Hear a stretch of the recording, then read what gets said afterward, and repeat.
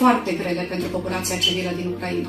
În plină iarnă s-au deschis circa 4.000 de puncte de refugiu, unde locuitorii pot obține apă, electricitate sau pot veni să se încălzească.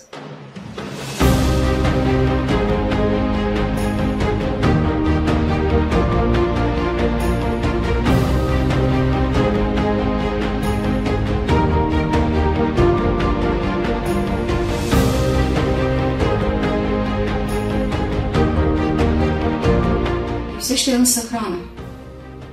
O supă caldă poate fi vitală pentru supraviețuirea lor.